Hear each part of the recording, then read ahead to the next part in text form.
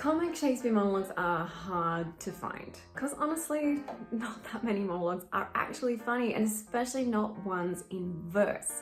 So I wanted to make a little video talking about some of my favorite funny monologues for women that are not done too often. So if you're looking for something that's not the same monologue that everybody else in the audition room is doing, hopefully this video will help you. So for all of the monologues, I'm going to talk about the pros and cons and the casting time so you can think about whether it's going to work for you. And for nearly all these monologues, I have done monologue breakdown videos that are going to talk you through your preps. So if you're interested in any of them, you can go into the description box below and head to the video where I break it all down for you, and hopefully that will get you ready for your audition. Hooray! In no particular order, here are my top 5 comic alternative Shakespeare monologues for women.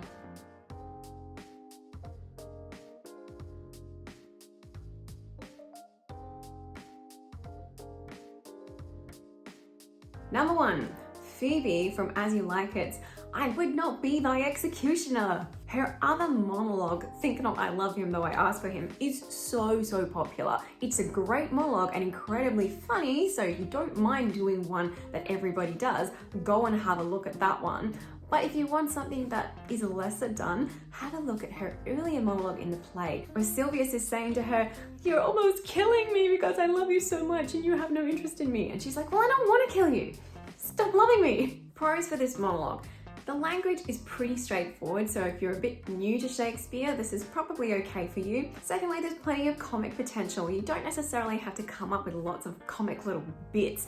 You actually have a lot of humor just in her character, so if you're kind of a character actor, this could be good for you. The main drawback for this monologue is that she's not a particularly likable character, so if you don't mind that, that's not really a con. But if you do, then maybe don't pick this one. This monologue might be good for you if you like playing kind of rough characters or less intelligent characters, or if you're generally just really a character actor. Number 2, Olivia's What Is Your Parentage from 12th Night. This is a lovely, romantic, but funny monologue where Olivia is thinking through what she's said to Viola, dressed as Cesario, a boy, when she just met him and she was kind of grilling him because she secretly liked him. It's a super cute monologue, and if you're familiar with 12th Night, this is a good pick. It's not hard to find information about it. It's not hard to find productions to watch. So if you're a little bit new to Shakespeare, again, this might be a good one for you. Pros are that it's pretty easy language and there's a lot of comic potential.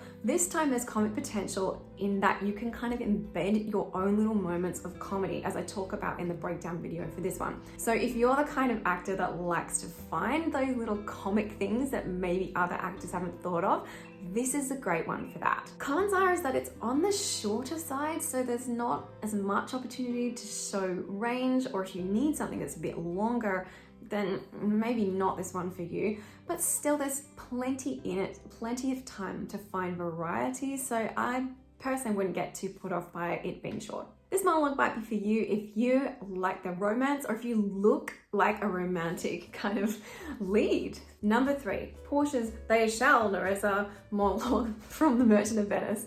If you're not familiar with this one, this is one of Porsha's actual funny monologues rather than her dramatic monologues, which get done very often, when she's talking to Nerissa about how they're going to get dressed up as boys, and she's kind of enjoying the process of like acting out, oh, I'm going to do this and this is how I'm going to look when I'm a boy, and it's kind of fun and funny to her, and it's one of the few moments where you get to see her kind of like break out of her shell a little bit and be herself. Pros for this monologue. Similar to Olivia's monologue, this is the kind of monologue where you can find your own little comic moments.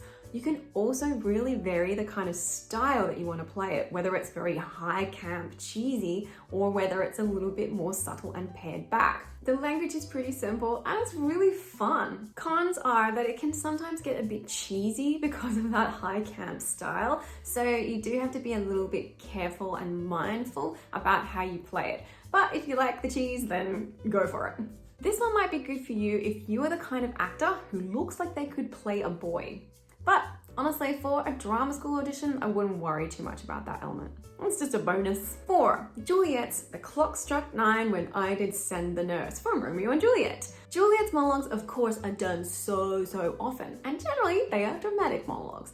But this is one that can be classed as comedy because she's actually pretty funny when she's talking in this monologue. She's being such a teenager and just flitting about going, oh my goodness, what's happened? I wonder what's going on.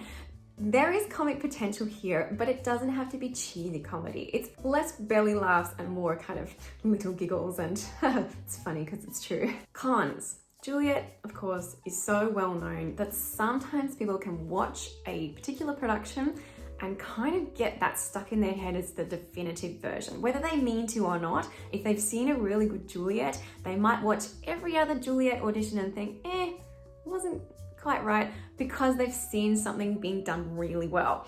Having said that, you're up against that with a lot of Shakespeare characters, so I wouldn't necessarily let this hold you back, but it is something to think about, the fact that it's done a lot. If you're actually auditioning for Romeo and Juliet, maybe don't pick that one. This one could be good for you if you're on the younger side, if you look like that kind of romantic lead, or if you have that kind of fun, light vibe to you that you can just sell that sort of fun, flitty character, go for it. Number 5, going outside the box here, Barone's "And I Forsooth in Love" monologue from Love's Labour's Lost. Yes, Barone is a dude in the play, but this kind of monologue that's really just about someone that's scorned love before and has now found themselves in love. So this one is done reasonably often by guys, but not that often by women. Pros for this monologue. The comic potential here is in the character, similar to Phoebe. You don't have to find lots of comic monologues, but you can find a lot of glee and delight in the verse.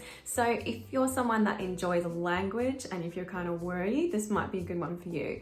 Cons are that it's a little bit wordy, so if you don't like that kind of thing, this is not for you.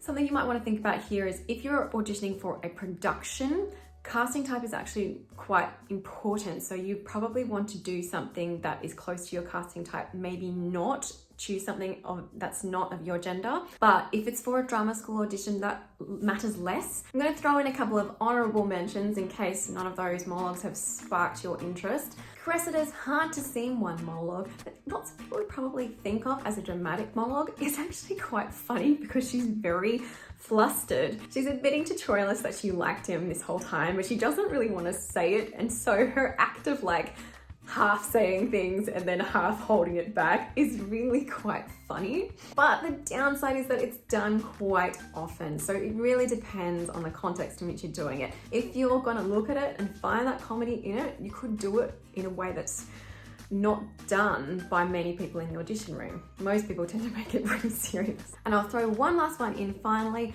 Imogen from Cymbeline has a monologue that starts with, "When we came from horse, thou toldst me the place was near at hand." I think I might have butchered that line, sorry. But this is very similar to Juliet's The Clock Struck 9 monologue, where she's going, "Oh, where is my love?" So if you fit maybe with that Juliet vibe, but you don't want to do Juliet, this could be a good one to look at. The downside of anything from Cymbeline is that that play is bonkers and there are very few productions to watch, so it's a little bit harder to prepare. It's also tricky in that it starts off kind of light and fun and romantic, but then it gets a little bit serious as it goes on because she receives this kind of bad news. So lots of things to weigh up in all these cases. If you're preparing for a drama school audition, I actually have a video that talks about how to choose a drama school audition monologue, so I'll link that on screen for you. And also I have another one that talks about standing out in drama school auditions, so I'll link that on screen as well. So that might give you something to go on to next if you're not really sure. Other than that, head down to the description box below to check out the list of monologue breakdown videos that can help you in your next step. Thank you very much for being here. I hope that was helpful. If it was, please give the video a like, and I will see you in the next video.